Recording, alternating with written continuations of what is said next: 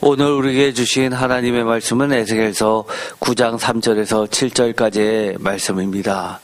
제목을 다 함께 읽어보겠습니다. 모든 가증한 일로 말미암아 탄식하며 우는 자의 이마에 구원의 표 타우 십자가를 받은 사람들. 아멘. 오늘의 말씀을 읽어보면 매우 독특한 말씀이 나오게 되죠. 오늘의 말씀 에스겔서 9장 3절에 보면 이런 말씀이 있습니다. 그룹에 머물러 있던 이스라엘 하나님의 영광이 성전 문지방에 이르더니 여호와께서 그 가는 베옷을 입고 서기관의 먹그릇을 찬 사람을 불러 여호와께서 이르시되 너는 예루살렘 성읍 중에 순행하여 그 가운데에서 행하는 모든 가증한 일로 말미암아 탄식하며 우는 자의 이마에 표를 그리라 하시고 그들에 대하여 내게 이르시되 너희는 그를 따라 성읍 중에 다니며 불쌍히 여기지 말며 긍휼을 베풀지 말고 쳐서 늙은 자와 젊은 자와 처녀와 어린아이와 여자를 다 죽이되 이마에 표 있는 자에게는 가까이 하지 말라. 내 성소에서 시작할지니라 하심에 그들이 성전 앞에 있는 늙은 자들로부터 시작하더라. 7절 그가 또 그들에게 이르시되 너희는 성전을 더럽혀 시체로 모든 뜰에 채우라. 너희는 나가라 하심에 그들이 나가서 성읍 중에서 치더라 라는 말씀이 나오게 됩니다. 그런데 매우 독특한 이야기가 하나 나옵니다. 4절 이마에 표를 그리라 라는 말씀이 나오죠. 도대체 이마에 표를 그리라 라는 말이 무엇일까요? 사실 이마에 표를 그리라 라는 이 말씀은 구약에서 찾아보기 매우 어려운 말씀입니다. 6절에도 또 한 번 나오게 되죠. 이마에 표 있는 자에게는 가까이 하지 말라 라고 하면서 죽임을 면하게 해주는 말씀이 나오게 됩니다. 우리들이 알고 있는 표라고 하면 많은 기독교인들이 가장 먼저 떠오르는 게 있죠. 바로 666입니다. 짐승의 표죠. 그런데 그래서 그런지 사람들은 이 표를 굉장히 싫어합니다. 마치 그 사탄의 수가 생각나서 그런지. 그런데 구약에 보면 이처럼 독특한 표에 대한 이야기가 이곳 말고도 다른 곳에서도 사실 나와 있습니다.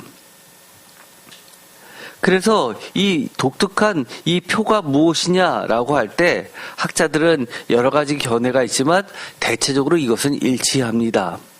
여기서 보면 흰 세마포 가는 베옷을 입고 있는 자, 마치 우리로는 상복이 생각나게 할 정도입니다. 흰 세마포 옷이라고 하는 것은 기본적으로 깨끗한 것을 나타내죠. 그래서 요한계시록에 보면 주님의 말씀을 쫓아가는 자들도 세마포, 흰색 세마포 옷을 입고 쫓습니다. 그만큼 하나님의 백성, 하나님의 심부름꾼, 하나님의 군사들, 하나님의 이 메신저들, 이 모든 자들을 이야기한다고 할 수도 있습니다. 간단히 이야기하면 천사라고도 이야기할 수 있겠죠. 또 제사장들도 안에 이 흰색 옷을 입었습니다. 세마포 옷이죠. 매우 귀했던 겁니다. 그런데 이것은 그만큼 죄가 없는 깨끗한 그것을 상징하죠. 그런데 이들이 서기관의 모습을 하고 있습니다. 성경에서 바리새인들과 서기관들에 대한 예수님의 질책들이 많이 나오다 보니까 우리들은 착각하기 쉬운데 서기관 하면 굉장히 싫은 것처럼 생각합니다. 그러나 서기관 중에서 가장 귀한 서기관이 있죠. 구약으로 따지자면 서기관 중에서 꽃이 있습니다. 예레미야와 짝을 이뤘던 바룩이죠. 바룩이 그야말로 서기관이었습니다. 또 예수님도 이 서기관을 칭찬하신 게 있죠. 무엇이죠? 마태복음의 저자가 누구냐 했을 때 제가 분명하게 마태복음의 저자는 12제자 중에 한 명인 마태라고 말씀을 드렸나요? 아니죠. 그렇지 않습니다. 바로 예수님께서 직접 말씀하신 것으로는 곡간에서 옛 곡식을 끄집어낸 다음에 새 곡식을 다시 창고에 들여는 넣었다 뺐다 하는 천국의 서기관들입니다.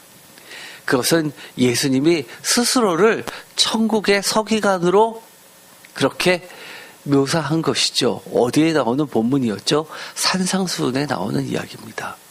구약의 말씀을 꺼내서 하나님의 백성들, 예수님의 제자들에게 천국은 이런 것이다 라고 새롭게 해석해서 내놓는 하늘 양식, 이것이 천국의 서기관이었죠.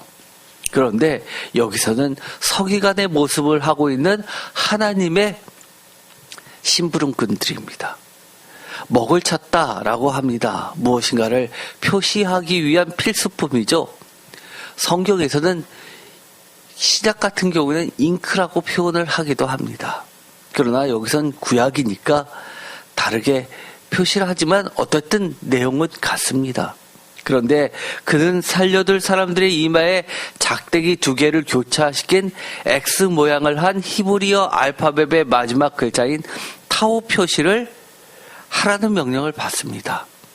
사실 막 작대기 2개를 교차시킨 X 모양, 이것은 타오라고 그렇게 설명을 하고 있지만 우리가 히브리어 글자를 보면 히브리어 알파벳이 총 22자리인 줄을 알 겁니다. 시편 119편을 할 때 이 히브리어 글자 수대로 연이 구성되어 있었죠. 그 중에서 맨 마지막이 바로 이 타우입니다.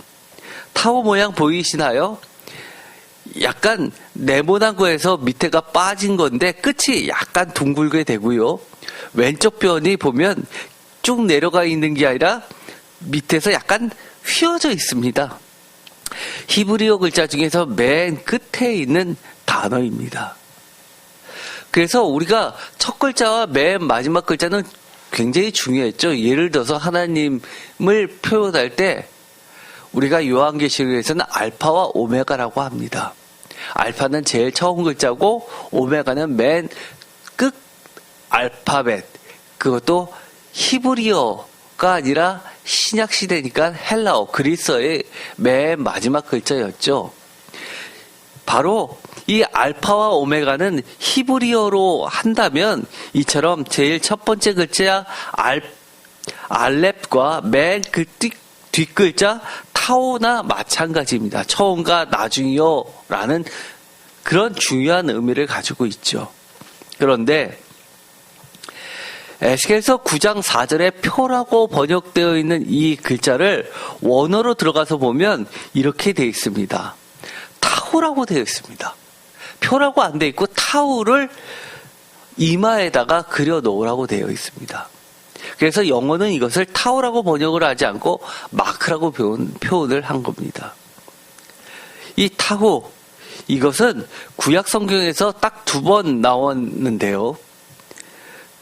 Sign of Exemption, 예외의 표시. 어떤 예외냐면 from judgment, 심판이 있었을 때 그 심판의 예외로서의 배제로서의 표식을 나타내는 거라고 합니다. 그래서 영어 성경에서는 my mark 또는 my written mark in attestation, 증거로서의 어떤 표식을 나타낸다고 번역하기도 합니다. 이것은 확실하게 의역이기도 하지만 실제로 생활 속에 쓰여 있었던 그들의 삶을 그대로 표현한 겁니다. 예를 들어서 우리가 숫자를 셀 때 1, 2, 3, 4, 5라고 세지만 어떻게 되어 있죠? 우리나라 사람들은 옛날에 바른 정자를 써서 5개씩 이렇게 그려놨습니다. 서양 사람들은 어떻게 했죠? 짝대기를 4개 긋고 또 반대로 찍어가지고 5개씩 묶어놨죠. 어쨌든 표식을 할 때 굉장히 중요한 표식으로서 이 X자 모양의 비슷한 형태들은 대표적으로 어떤 중요한 것을 그 누구나 손쉽게 표시할 수 있는 마크로 사용할 때는 생활들이 사뭇 공통적으로 나오게 됩니다. 아마 그거였던 것으로 추정을 하는데 아까 학자의 견해를 보면 이렇게 되어 있습니다. 이 X자 모양은 엄격히 이야기하면 X자라고 하는 것은 이 그리스에서부터 출발했으니까 그 당시에는 그 X라는 말 자체가 없었으니까 작대기 모양으로 표시를 해서 어떤 소유권을 표시했었던 것으로 추정을 하게 됩니다. 이렇게 그려 넣으면서 이건 내 거야 라는 소유권이라는 겁니다. 즉 여기서는 여호와께 속한 자들이라고 표현했던 것으로 볼 수 있다는 겁니다. 그런데 이것이 나중에 오리겐과 제롬 같은 유명한 신약시대의 초대 기독교 공동체의 학자들은 이것을 예수의 십자가를 예표하는 것으로 그렇게 해석을 했고, 십자가 표시에서 구원과 관련된 의미를 이 타우라고 이야기를 했습니다. 왜냐하면 타우라는 것은 티헤라는 살리다라는 뜻도 단어에 있기 때문에 이 십자가와 연관을 시켜서 그렇게 의역을 했었던 겁니다. 그런데 성경에서는 뭐라고 되어 있냐? 성경에 예가 있다고 했죠. 대표적인 게 욥기입니다. 욥기서 31장 35절에도 타우가 나오게 되는데 이것도 물론 의역을 했습니다. 욥기 31장 31절, 35절 누구든지 나의 변명을 들어다오. 나의 서명이 여기 있으니 젖는 자가 내게 대답하시기를 바라노라. 나를 고발하는 자가 있다면 그에게 고소장을 쓰게 하라. 표준세 번역은 내가 한 이 변명을 들어줄 사람이 없을까? 맹세코 나는 사실대로만 말하였다. 이제는 전능하신 분께서 말씀하시는 대답을 듣고 싶다. 여기서 서명이라고 번역을 했고 맹세코라고 표준세 번역을 번역했습니다. 그런데 히브리어 원어를 보면 여기에 타오가 있다라고 써 있습니다. 즉 이 시대 욥기는 구약 중에서 쓰여진 시기 말고 원래의 것으로 하면 굉장히 이른 시기의 작품으로 봅니다. 욥기가 배경이 됐던 그 시대는 굉장히 오래된 시대죠. 그때부터 이 무엇인가를 서명할 때 사인 대신에 어떤 증서에다가 이처럼 타오 글자 짝대기 모양을 해서 이것이 내 것이다라고 그렇게 사인을 했었던 것으로 보이게 됩니다. 이것을 표시해서 주면 이것은 틀림없는 것, 내가 맹세하는 거, 오늘날로 이야기하면 쉽게 말해서 각서라고 할 수 있는 것이죠. 그러나 어쨌든 이 에스겔서 9장에 나와 있었던 이 타오는 명확하게 구원의 표, 보호의 표 라고 할 수 있습니다. 엄격히 이야기하면 구원이라기보다는 보호의 1차적인 뜻이 있고 모든 죽음으로부터 보호받은 사람이 사실은 구원이 이르니까 구원의 표라고도 2차적으로 할 수 있습니다. 그런데 우리가 이 타오, 보호의 표, 구원의 표는 누구에게 왜 그 목적이 무엇인데 주는 것일까를 반드시 생각해 보아야 합니다.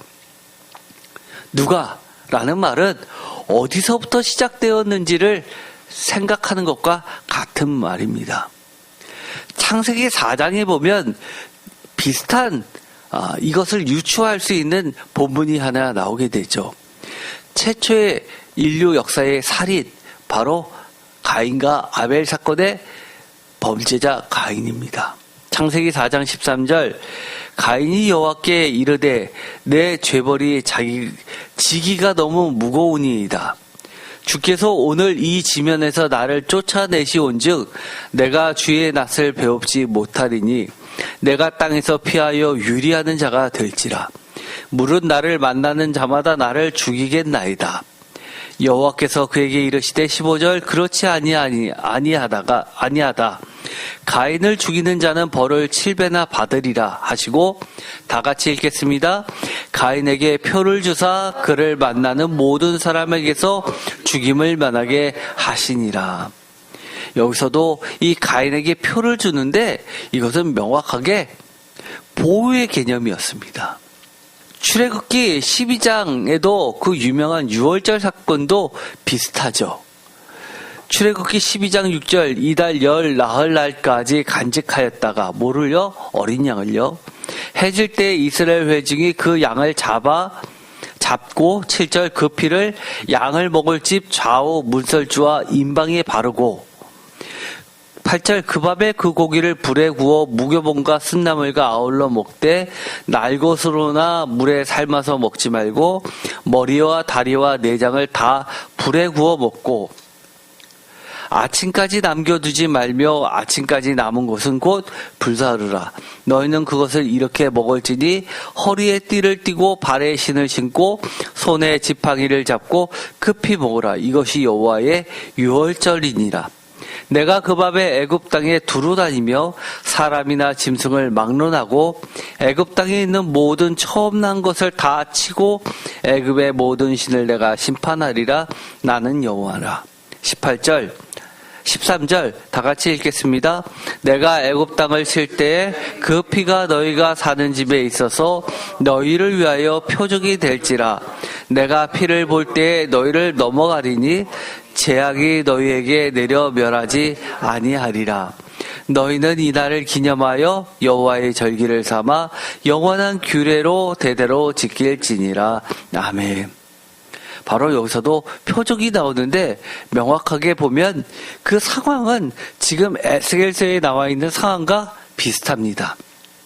즉 가인의 사건이나 유월절 사건이나 모두 다 누가 줍니까? 하나님께서 주시는 표식입니다. 이 표식의 기능이 뭡니까? 제외를 시키고 면제를 시켜주고 보호를 해주고 결국 구원을 주시는 표입니다. 그런데 이것을 누구에게 주었습니까? 다름 아닌 바로 하나님의 백성들에게 줬죠. 가인도 죄는 지었지만 여전히 하나님의 백성입니다. 그런데 왜 주었냐는 겁니까? 그 이유와 목적이 사실은 명확합니다. 우리는 이것에 대해서 조금 더 집중할 필요가 있습니다. 그 전에 몇 가지를 더 살펴보기로 하겠습니다. 좀 전에 했던 질문과 같은 내용인데 이것을 좀 풀어서 이야기를 해보면 다음과 같습니다. 에스겔서 9장 4절 보호의 표, 구원의 표, 타오는 어떤 사람이 어디에서 받을까요? 첫 번째 하나님의 백성 중에서 하나님으로부터 받죠. 근데 하나님의 백성이라고 해서 다 받나요? 어떤 자는 나는 하나님의 백성이라고 하지만 탈락된 자들이 많았죠. 대표적으로 장로들입니다. 장로 중에서 어떤 장로였죠? 성전에서 여호와를 등지고 태양신을 향해 섰던 장로들입니다. 하나님의 백성이라고 다 받는 게 아니죠. 장로라고 면제되나요? 신분하고는 관계없죠. 어떤 사람입니까? 하나님의 백성 중에서 하나님 때문에, 하나님의 말씀 때문에 이 땅에 가증한 일로 인하여 탄식하며 신음하는 자가 이마에 받는 표였습니다. 에스겔서 9장 4절 여호와께서 이르시되 너는 예루살렘 성읍 중에 수행하며 그 가운데서 행하는 모든 가증한 일로 말미암아 탄식하며 우는 자의 이마에 표를 그리라 하시고 표준세번역으로도 읽어보겠습니다. 주께서 그에게 말씀하셨다. 다 같이 읽겠습니다. 너는 저 성읍 가운데로 곧 예루살렘으로 두루 돌아다니면서 그 안에서 일어나는 모든 역겨운 일 때문에 슬퍼하고 신음하는 사람들의 이마에 표를 그려 놓아라. 많은 사람들 중에서 예루살렘 성 하나님의 도성에 사는 초청받은 사람이라 하더라도 무조건 수용되는 게 아니라 일부는 쫓겨남을 받고 일부는 택함을 받는 이야기 마태복음에도 있죠. 초청을 받았습니다. 그러나 예식에 걸맞는 옷을 입지 않은 자는 또 쫓겨났습니다. 최종 초청해서 음식을 같이 먹을 수 있는 자들은 사실 어떤 자들이냐면 에스겔서 9장 4절에 보면 모든 가증한 일, 특별히 예루살렘 성읍 중에서 그 가운데서 이루어지고 있는 모든 가증한 일로 말미암아 탄식하며 우는 자에게 표가 주어집니다. 하나님의 나라, 하나님의 도성이라고 믿고 있는데 버젓이 세상에 온갖 가증한 행위들을 하는 것을 보면 아유 뭐 처음이니까 그렇겠지가 아니라 아니 왜 여기서까지 라고 탄식하며 오는 자입니다. 이 교회 안에서 술을 먹으면 괜찮습니까? 말이 안 되죠. 교회 안에서 담배 피우면 괜찮습니까? 예방 시간이 기니까 아유 담배 피는 사람은 참기 어려우니까 잠깐 담배 핀다? 괜찮습니까? 그런 사람들 다 포용해야지 결국 구원자 늘어나는 것 아닙니까? 라고 이야기하는 사람도 제가 들어봤습니다. 사실은 우리가 이것은 극단적인 예일지 모르지만 많은 일들이 교회 안에서 가증한 일들이 벌어지고 있습니다. 구체적인 것은 제가 지난 수요일 날 설교를 했기 때문에 다시 한번 여러분께서 들어보시기 바랍니다. 탄식하며 울어야죠. 만약에 여기서 탄식하며 우는 자라고 하니까 이 탄식하며 우는 자는 안 그런 사람이 되니까 깨끗한 자, 신앙심이 좋은 자들만 생각하나요? 아니요. 여기서 탄식하며 우는 자는 만약에 내가 그랬다면 내가 회개하는 자이기도 합니다. 또 내가 그러지는 않았지만 나로 인해서 내가 제대로 가르치지 못해서 이끌지 못해서 내 살아가는 자녀들이 그랬다면 그거는 나의 죄야, 나 때문이야 라고 탄식하며 우는 자도 포함될 수 있습니다. 보다 크게 보면 이 4절에 나와 있는 글자 그대로 하나님의 나라 가운데서 벌어지고 있는 모든 가증한 일로 말미암아 탄식하며 우는 자입니다. 사실 이 탄식하며 우는 자라고 하는 것 슬퍼하고 신음한다라고 번역하고 있는데 싸이 한숨 쉬고 그론이라고 번역합니다. 그론이 뭐죠? 일을 가는 겁니다.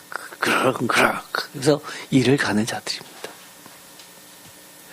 또 우는 자 아나크라고 하는 것은 영어로 이야기하면 크라이 또는 그론을 번역합니다. 즉, 이 두 단어를 보면 아나흐 하나는 아나크입니다. 신음하는 일대는 아나흐인데 이 우는 일대는 아나크입니다. 비슷하죠? 이것이 히브리어의 특징입니다. 아나흐, 아나크 해서 같은 말, 마치 동음 이어처럼 들릴 정도로 그렇게 운율을 맞춰서 기억이 쉽게 나도록 강조한 겁니다.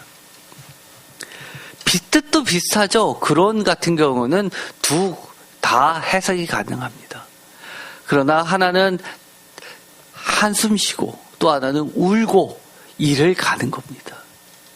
죄악에 대해서 가증한 일에 대해서 우리가 정말 치를 떨 정도로 그렇게 울면서 신음하고 있습니까? 잘못됐다고 하면 많은 사람들이 그렇게 이야기합니다. 변명을 하죠. 이거는 이렇게 해서 그럴 수밖에 없었다고 변명을 합니다.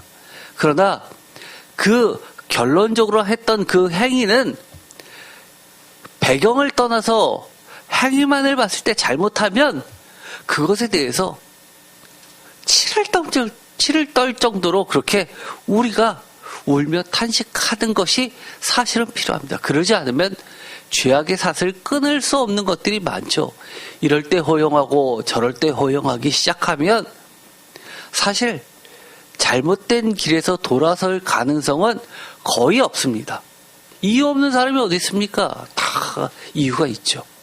그런데 이 신음하며 우는 자들, 이것은 마태복음 5장 산상수훈에 보면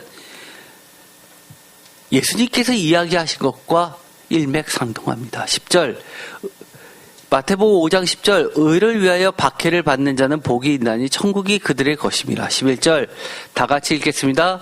나로 말미암아 너희를 욕하고 박해하고 거짓으로 너희를 거슬러 모든 악한 말을 할 때에는 너희에게는 복이 있나니 기뻐하고 즐거워하라. 하늘에서 너희의 상이 큼이라.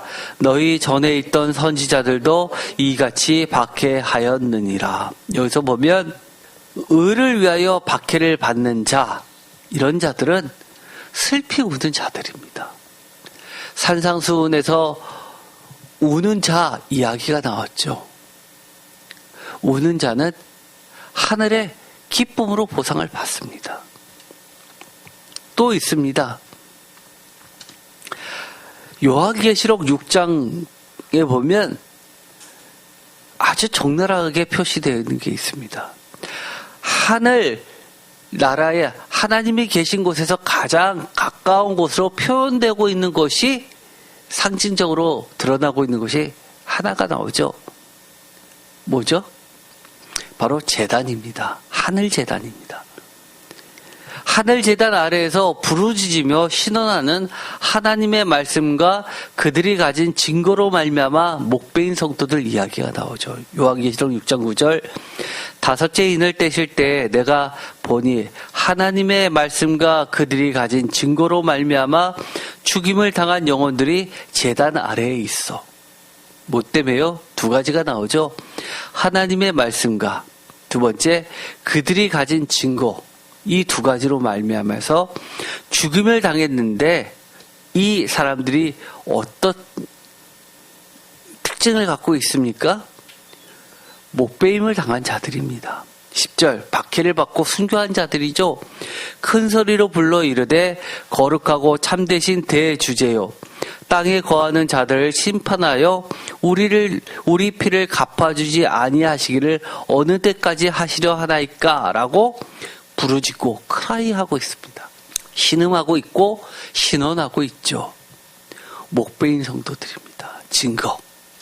이처럼 이 에스겔서에서 이 표는 받는 사람의 특징이 하나님의 백성 중에서 두 번째 하나님 때문에 또는 하나님의 말씀 때문에 요한계시록에도 그렇고 마태복음 산상수훈에도 그렇고 세 번째 이 땅에 가증한 일로 인하여서 탄식하며 다섯 번째 신음하는 자가 어디에 받습니까? 이마에 받습니다. 왜 이마에 받을까요? 아까 학자가 보는 이 작대기 모양으로 표식을 하는 건 소유권입니다. 소유권을 어디다 표시할까요? 제일 잘 보이는 곳에 표시를 합니다. 그것이 사람으로는 이마죠. 이마. 우리가 군대 가면 밤에 훈련을 받을 때 반드시 칠하는 게 있습니다. 이거 안 칠하면 얼차례 맞습니다. 뭐죠? 심지어 구두약으로 반드시 칠하게 합니다. 이마하고 이 볼입니다. 햇빛에 거기는 잘 보이지 않습니다. 그런데 밤에 달빛, 별빛에는 그 부분이 반짝반짝 빛납니다. 이상하게 낮에는 별로 티가 안 나는데 밤에는 번쩍번쩍 빛납니다. 가장 잘 보이는 것, 그곳에 표식을 해둡니다. 왜냐하면 잘못 인식되면 보호받아야 될 하나님의 백성이 다칠 수도 있기 때문에 그렇습니다.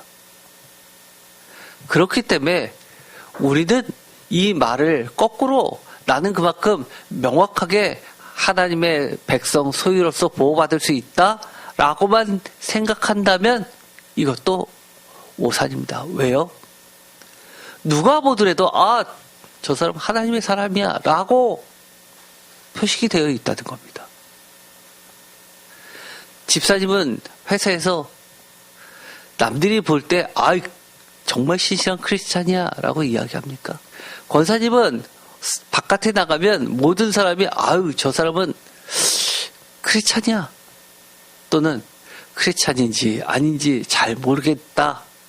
너 교회 다녔어? 이런 사람입니까? 언제부터 믿었어? 이런 건 아니죠. 눈에 잘 띈다는 게 좋은 점만 있습니까? 세상에 살 때는요, 나쁜 점이 더 많습니다. 대표적인 게 뭐죠? 요한계시록 마지막 때 손목 또는 이마에 짐승의 수 666을 표시해두는 이유가 뭡니까? 그 사람은 짐승의 표를 받았기 때문에 잘 먹고 잘 삽니다. 그러나 짐승의 표를 받지 않으면 장사를 못하게 되어 있습니다. 먹고 살 수 없게 만듭니다. 그것이 특징이죠. 세상에 살기가 어렵게 누구나 보고 저 사람은 제끼게 만들기 쉬운 곳에 하나님은 표시를 해둡니다. 하나님의 보호, 구원의 표가 필요한 이유가 있죠. 왜 필요합니까? 모든 가증한 일로 인한 모든 악이 피할 수 없는 하나님의 심판 앞이기 때문입니다. 예를 들어서요, 우리가 지진이 나면 어디로 대피하라고 그러죠? 책상이나 계단 밑에 머리를 보호할 수 있는 곳에 일단 들어가라고 하죠. 핵포탄이 터졌습니다. 어디로 들어가라고 하죠? 지하에 있는 방공호로 들어가라고 하죠. 피할 수 있는 곳으로 피하라는 겁니다. 홍수가 났다라고 하면 어디로 피하라고 그러죠? 가능한 높은 곳으로 올라가라고 합니다. 이런 것은 피할 수 있는 곳이 있습니다. 그런데 하나님의 보호의 구원의 이 표식은 그 누구도 피할 수 없다는 겁니다. 오직 이 표시가 있는 자만이 면책받습니다. 그래서 무서운 겁니다. 이거 받아도 그만 안 받아도 그만. 이거 대한민국에서 벌어지는 심판 아니잖아. 이스라엘 땅에서 벌어지는 거잖아. 우크라이나에서 벌어지는 거잖아. 러시아에서 벌어지는 거 아니야. 그런 차원이 아닙니다. 내 가정 안에서도 발생하고요. 회사에서도 발생하고, 심지어 오늘의 말씀의 충격에는 이 예배드리고 있는 성전 안에서부터 발생하는 겁니다. 어떤 교회는 똑같이 예배를 드렸는데 하나님의 심판으로 쓰나미처럼 몰려오는데, 어떤 교회는 하나님으로부터 보호받는다고 생각해 봅시다. 이것처럼 대재앙이 어디 있습니까? 교회라고 안전지대 아니라는 겁니다. 마지막 때는요. 어떤 교회요? 어떤 교회가 보호받습니까? 세상의 모든 가증한 일로 신음하면서 울면서 한탄하는 교회, 그 교회만이 하나님의 구원의 표가 보장받는 겁니다. 에스겔서에 보면요, 모든 가증한 일이 엄청 많이 나옵니다. 구약 전체에서 특별히 이 에스겔서가 집중적으로 나오게 되는데요. 에스겔서 4장 14절, 5장 9절, 11절, 6장 9절, 6장 11절, 7장 3절, 4절, 8절, 9절, 20절, 에스겔서 8장 6절, 9절, 10절, 13절, 15절, 17절, 그 다음에 에스겔서 9장 4절. 에스겔서 가증하다는 이 말 전체 49권 중에서 거의 17권, 3분의 1 이상이 이곳에 대거 집중되어 있습니다. 연속해서, 장에 붙어서. 그 이야기는 뭡니까? 보이지 않게. 이처럼 가증함이 턱에 차고 넘쳐서 머리 정수리까지 다 잠가버렸는데도 너는 신음하지 않아? 하나님이 따지시는 겁니다. 이래도 괜찮아 라고, 멀쩡해, 너는 아무렇지도 않아 라고 우리에게 되물으시는 겁니다. 그 누구도 피할 수 없는 심판이 곧 발생한다 라고 말씀하시는 겁니다. 그런데 이 심판이 무서운 게 무엇인 줄 아십니까? 심판은 어디서부터 시작되니까요? 다른 말로 이야기하면 구원은 어디에서부터 나오는가라는 것과 같습니다. 바로 성서 하나님으로부터 심판은 시작되고요. 구원도 하나님으로부터 시작됩니다. 에스겔서 9장 1절, 또 그가 큰 소리로 내기에 외쳐 이르되 이 성읍을 관할하는 자들이 각기 죽이는 무기를 손에 들고 나오게 하라 하시더라. 2절, 내가 보니 6사람이 북향한 윗문 길로부터 오는데 각 사람의 손에 죽이는 무기를 잡았고 그 중에 한 사람은 가는 베옷을 입고 허리에 서기관의 먹그릇을 찼더라. 그들이 들어와서 노제단 곁에 섰더라. 3절 구름에 머물러 있던 이스라엘 하나님의 영광이 성전 문지방에 이르더니 여호와께서 그 가는 베옷을 입고 서기관의 먹그릇을 찬 사람을 불러 라고 하면서 에스겔서 9장 11절에는 보라 가는 베옷을 입고 허리에 먹그릇을 찬 사람이 복명하여 이르되 주께서 내게 명령하신 대로 내가 준행하였나이다 하더라. 주께서 명령하신 것이 어디에서부터 시작됩니까? 바로 성전에서부터 시작된다는 겁니다.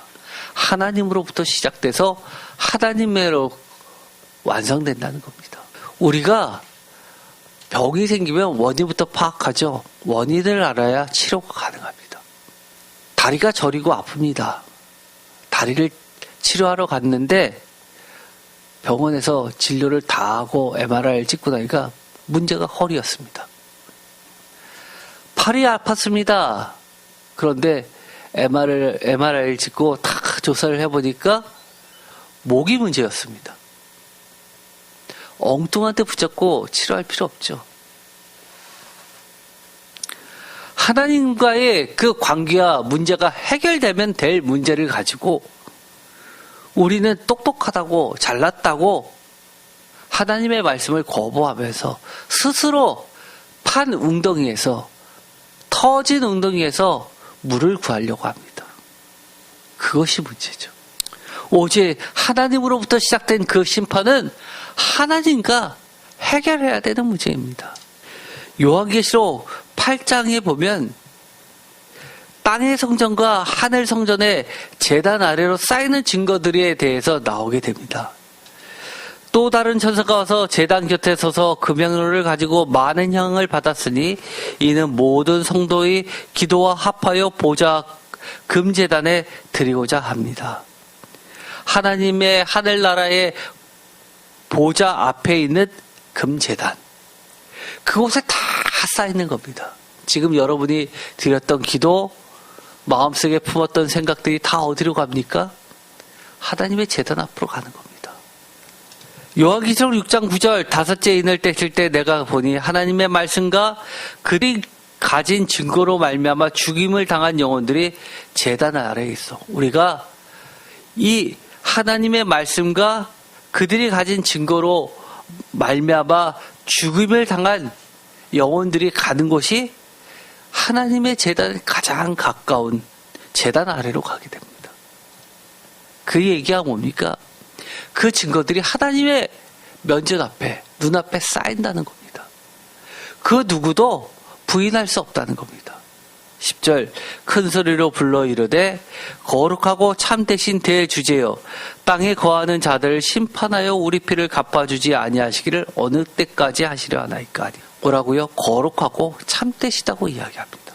그 어떤 하나라도 놓치지 않고 다 알고 계시고 정확하고 공정하다고 이야기합니다. 여러분들 경찰서에 진술을 하다 보면요 온갖 잘못된 거짓 고소들이 많은지 모릅니다. 재판이 뭡니까? 무엇이 참이고 무엇이 거짓인가를 가려내는 게 1차입니다. 그게 구분이 안 되면 결과가 잘못되기 때문입니다. 그런데 하나님의 제단, 그것은 거룩하고 참되신 대주제 하나님께서 계신 제단입니다. 그곳에 쌓이는 겁니다. 우리의 모든 일거수일투족이 다 쌓이게 됩니다. 우리가 했었던 질문으로 돌아가 보겠습니다. 에스겔서 9장 4절 이 보호, 구원의 표는 어떤 사람이 어디에 받습니까? 하나님의 첫 번째 하나님의 백성 중에서 두 번째 하나님 때문에 또는 하나님의 말씀 때문에, 세 번째 이 땅에 가증한 일로 인하여서 탄식하며 신음하는 것. 이 땅에 가증한 일이라고 해서 나 빼고 다라고 이야기했습니까? 아니요. 나 포함해서입니다. 얼마나 여러분이 탄식하며 신음하십니까? 정말 치를 떨 정도로, 이를 갈 정도로 그렇게 모든 가증한 것과 선을 긋습니까? 아니면 아직까지도 어쩔 수 없었잖아라고 변명하기에 급하십니까? 다른 자들은 단호한데 내 살아가는 가족들, 내 살아가는 사람들만큼은 변명으로 치닫습니까? 또한 나는 언제까지 숨어 있을 생각입니까? 하나님은 우리에게 보호를 해주실 때 행여나 다칠까봐, 행여나 하나님의 심부름꾼이 서기관이 잘못 처단할까봐 가장 잘 보이는 곳에 하나님의 보호받는, 구원받는 백성을 표시해 두십니다. 때로는 그 표시가 우리가 세상 사는 데는 여간 불편한 것이 아닐 수가 없습니다. 대표적인 게 그런 거였죠. 문정부 때 코로나 때문에 교회 가지 말라고 다 닫았는데 대표적으로 치명적으로 직장 잃었던 사람이 누굽니까? 유치원 교사들, 보육원 교사들, 학교 선생님들, 이런 사람들 아니었어요. 교회 못 다녔습니다. 가장 잘 보이는 곳에, 가장 잘 구별되게 우리가 과연 하나님의 말씀 때문에, 하나님 때문에 세상의 미움을 받으면서도, 목배임을 당하면서도 많은 증거들이 있음에도 불구하고 하나님께 나아가고 있습니까? 그 수많은 증거들이 결국은 어디에 쌓이는 겁니까? 하나님의 성전들에 쌓이게 됩니다. 제단 앞에 쌓이게 됩니다. 우리의 기도는, 신음하는 기도는 제단 앞으로 가고, 그것도 금쟁반에 받쳐져서 하늘로 올라가고, 또 가증한 자들의 온갖 시체들은 성전들에 가득하게 됩니다. 그 말이 뭡니까? 그 누구도 예외 없이 핑계치 못한다는 겁니다. 이제 우리가 오늘의 말씀으로 돌아가서 언제까지 우리가 자꾸 변명할 건가요? 아니면 하나님의 말씀이 이러니까 우리도 이 구원의 표를 끝까지 붙잡아야 되지 않겠냐라고 결단하시겠습니까? 제목을 다 함께 읽어보겠습니다. 모든 가증한 일로 말미암아 탄식하며 오는 자의 이마에 구원의 표 타우 십자가를 받는 사람들. 아멘. 여러분도 이 표 타우를 받고 싶습니까? 예수 그리스도의 십자가를 끝까지 받고 싶습니까? 짐승의수 666은 대표적으로 이미테이션입니다. 누가요? 적그리스도가. 요한계시록에 보면 죽었다가 부활한 것처럼 다시 생명의 기운을 얻어서 활동하는 세력들입니다. 하나님의 이 구원의 표를, 보호의 표를 흉내내서 자기들도 자기네 세력들에게 666을 뿌려댑니다. 거기에는요, 바벨론에는 상류계층이 있었죠. 상인들입니다. 먹고 사는 것이 중요했던 사람들입니다. 우리는 무엇 때문에, 무엇으로 먹고 사는 존재들입니까? 우리는 하늘 양식으로 먹고 사는 존재들입니다. 끝까지 하나님께서 이를 갈 정도로 싫어하시는 모든 가증한 일로 말미암아 탄식하며 울게 되기를 축원드립니다. 그래서 하나님으로부터, 하나님의 성소에서 이마에 구원의 표 십자가를 받는, 구원받는 자들이 모두 되기를 축원드립니다. 기도하고 마치겠습니다. 하나님 감사합니다. 하나님께서는 우리에게 구원의 표를 주십니다. 그럼에도 불구하고 우리가 세상의 모든 가증한 일로 인하여 탄식하며 신음하는 일을 원치 않는 경우들이 발생합니다. 철저하게 회개하고 하나님 앞에 나아갈 수 있게 하여 주시고, 주님께서 예배해 주신 성전에서 시작되는 모든 가증한 그 심판 앞에서 면책받고 제외되고 하나님의 백성으로 뚜렷하게 구분되어서 하나님의 구원의 기쁨을 맛보게 하여 주옵소서. 우리 앞에 놓여있는 많은 시험들이 하나님의 성전에서는 뚜렷한 증거들이 됩니다. 우리가 어려움을 만날 때마다, 시험을 겪을 때마다, 이거는 하나님이 우리를 구원해 주시기 위한 증거들이야 라고 생각하면서 과감히 이를 갈면서 거부할 수 있게 하여 주옵소서. 예수 그리스도의 이름으로 기도드립니다. 아멘.